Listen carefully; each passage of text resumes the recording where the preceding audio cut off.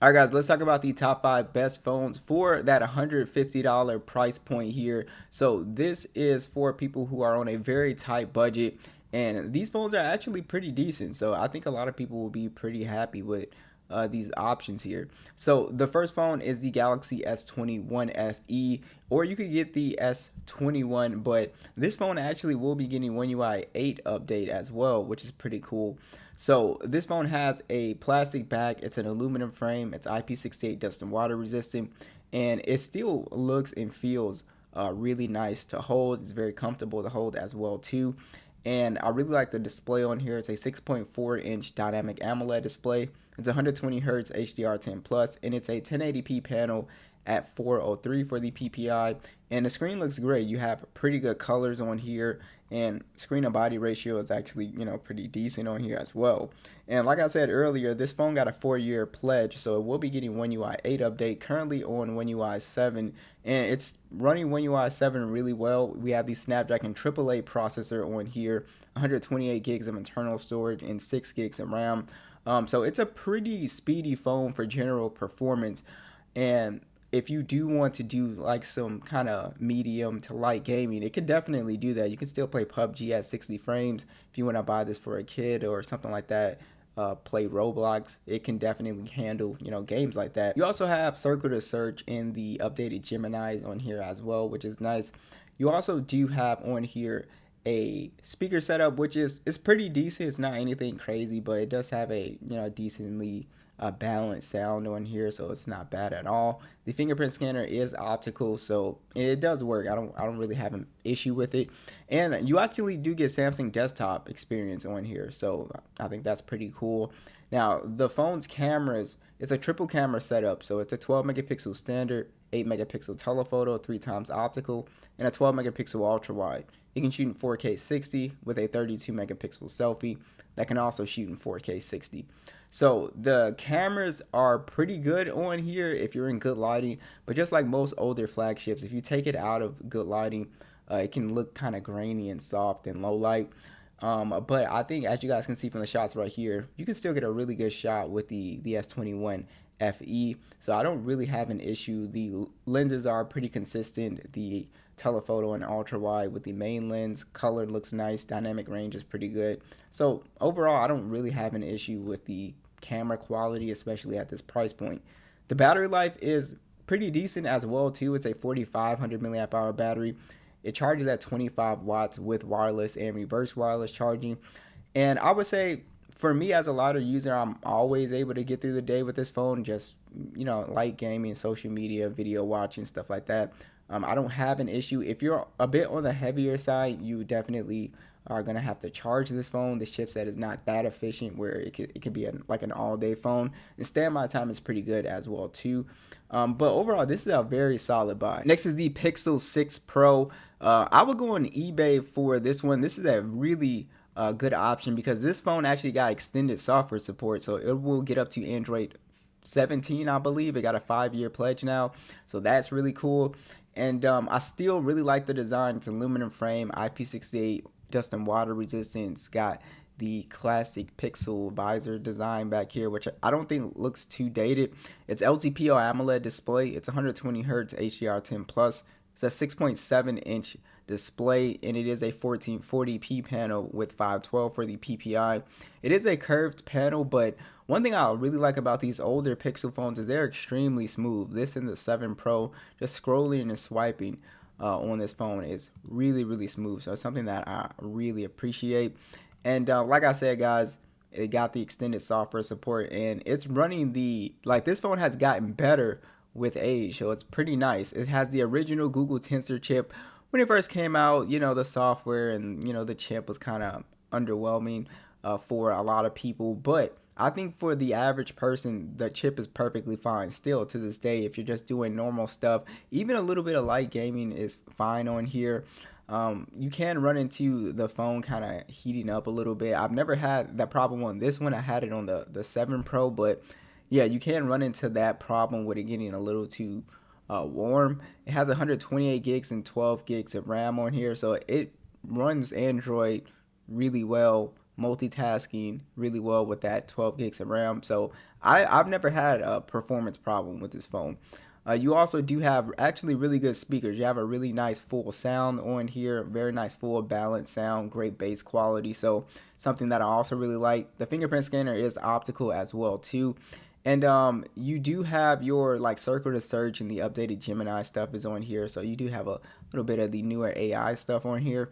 And the thing about the cameras is that the cameras still look pretty good, man. I would say this is the best camera on the list easily. It's got a 50 megapixel standard, a 48 megapixel periscope telephoto, 4x optical, and a 12 megapixel ultra wide. It shoots in 4K 60 and a 11.1 megapixel selfie camera. It shoots in 4K 30. As you guys can see from the shots here, man, I still feel like these older pixels can still give you a really good shot, especially considering the price point. The video might definitely look a little bit dated a little bit, but like I said, for like just taking photos with this phone, I think this is easily a great camera. So I would say, if you're looking for a phone, really cheap phone that's still going to give you a really good camera, I would say the Pixel 6 Pro is probably the best on this list. And yeah, so the battery life isn't really all that great. I wouldn't say it's terrible. It's just okay. It's a 5,000 milliamp hour battery, and it's 23 watt charging, and you have 23 watt wireless charging and reverse wireless charging. And I would say the screen on time is okay for me personally when I was using this as my main device. It's nothing too crazy. It has a lot to do with this tensor chip. It has gotten better like over time, the standby time. But just know that the battery life is okay. Next is the Galaxy A35. You can actually find these for around like $118. I'm seeing them on Amazon. This phone has come down in price a lot, and these are USA prices, guys. I just want to throw it out there so I don't confuse overseas audience. It is a plastic frame. It's IP68 dust and water resistant. It does actually have a glass back, so it doesn't really feel cheap or look cheap at all.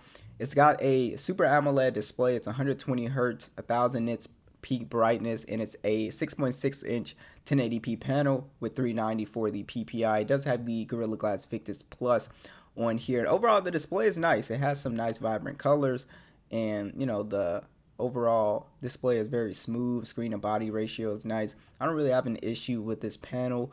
You do get 4 years of MageOS updates, which is nice. It does have Android 15 on it, which I did a video if you guys want to check that out. So if you want to see how One UI 7 is running on here, but it's running fine. I don't have an issue with it. This Exynos 1380 processor is decent. I don't really have an issue with it. I think general performance is great. Light gaming is fine on here. I wouldn't consider this like a gaming phone for like being on a super tight budget. I would go for that S21 FE. But yeah, the cool thing about this phone is it does have micro SD card support. So if you do download a lot of content, definitely check this phone out, right? You can have expandable storage on here. It is 128 gigs, and I believe the base is 4 gigs of RAM. If you can get that 6 gig of RAM version, the phone would be run a lot smoother. But yeah, the speakers are okay. They're nothing really too impressive. Fingerprint scanner is fine. It's an optical one. It's okay. It's not bad. And the overall image quality is okay. It takes basically kind of like mid-range photo quality. It's a 50 megapixel standard, 8 megapixel ultra wide, 5 megapixel macro. There's no telephoto lens, so when you punch in, you can get a lot of distortion and graininess because there's no dedicated zoom lens here. But overall, the main and ultra wide do a pretty good job. It shoots in 4K 30, 13 megapixel selfie, shoots in 4K 30. I would say the image quality is, it's just okay. It's nothing like too crazy. It does have a 5,000 milliamp hour battery, 25 watt charging, no wireless charging or anything like that, but the battery life is actually pretty good on the A35. So yeah, I think it easily can get through a day for most people, like really easy. So if not a day and a half. So I think the battery life is fantastic on here. Next is the iPhone 2020. This phone you can find again extremely cheap, around like $120. Amazon, eBay. This is a phone that I actually really like. If you spend like $50 more, you can get the 3rd generation, which has a faster chipset. This is just a cool phone that I really like. I like the older design, and I do like the home button. So it's for a certain type of person, but I really like the older kind of throwback feel. And this phone also is getting iOS 26, which is pretty cool. So you're gonna have that new fresh feel with this phone. And it's aluminum frame, glass back, IP68, dust and water resistant. It's a very small phone, so I would consider this a kind of a compact phone for today. It's a Retina IPS LCD, 625 nits peak brightness at 4.7 inches. It's basically a 720p plus display. It's 326 for the PPI. The screen still looks nice. It's IPS as well, so it's easier on the eyes. And yeah, it still looks sharp, and it's not as bright as newer phones for sure. But like I said, it's getting iOS 26, which is nice. The Apple A13 chip is actually still pretty good, still pretty fast when just general performance is still good. Like it's just launching stuff, bouncing in and out of apps is great.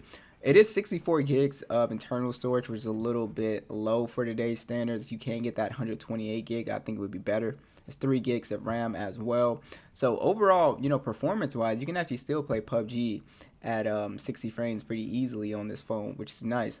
Now, you do have the speakers, I would say, aren't really that impressive. They, just don't sound as great.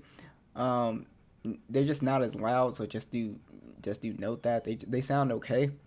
And the camera situation, so it's only one single camera. It's a 12 megapixel standard, shoots in 4K 60, 7 megapixel selfie, shoots in 1080 30, so not super impressive specs here with the camera. You can get a pretty decent shot with the single megapixel camera. And the video is actually pretty, solid on here. It's actually not bad. The battery life is pretty average. It's a small battery. It's a 1,821 milliamp hour battery, 18-watt charging. Wireless charging is on board. It's okay. You can expect around like maybe 4 hours, 30 minutes of screen on time. So nothing really too impressive. That's kind of the downside of this device. The battery life isn't really that crazy. And I think one of the selling points is definitely the fingerprint scanner, the Face ID, not the Face ID, but the Touch ID. Is really nice to have. I really like Touch ID, and I really like the actual physical button. So yeah, so it's an interesting device to consider. Lastly, it's going to be the iPhone 11, guys.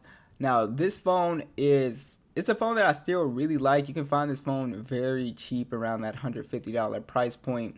And I do really love the design still to this day. It's a very comfortable phone to hold. It's aluminum frame, IP68 dust and water resistant. You got the liquid retina IPS panel on here. It's a 6.1 inch display, and it is also 720p plus, 326 for the PPI. And yeah, I don't really have an issue with the display. It's still a very sharp, very nice panel here. Again, not as bright these days. This phone is actually getting iOS 26, so it's gonna make this phone feel super fresh. And also, this has the same Apple A13 chip. The 11 still runs decently well. I don't really have an issue with the performance on here for lighter users, but this phone can definitely, if you're doing more intense stuff, start to slow down a little bit. And I'm assuming with the iOS 26 update, it could get a little bit slower. So just do know, it just really depends on how well the update is. But yeah, I would definitely go for the 128 gig if you can. And because the base model is 64 gigs. And the speakers are actually pretty decent on here. It's got a nice full sound.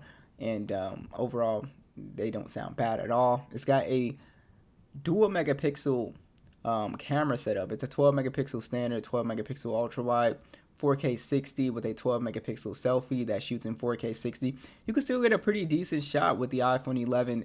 And again, the issue you'll run into is low light photography. It just will not look as good these days. It's just soft and grainy if you take it out of low light.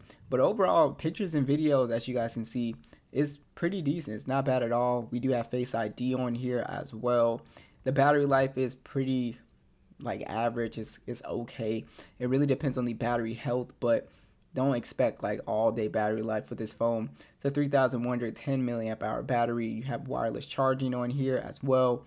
And like I said, if you're buying a used iPhone, try to aim for like that 80 something percent battery health. But you can always replace the batteries pretty easily on here. But this is another decent option as well too, that's very cheap if you just want to experience iOS 26, and you can do some light gaming on here. The cameras are okay. So yeah, so overall, what do you guys think? Be sure to let me know, and I'll catch you guys in the next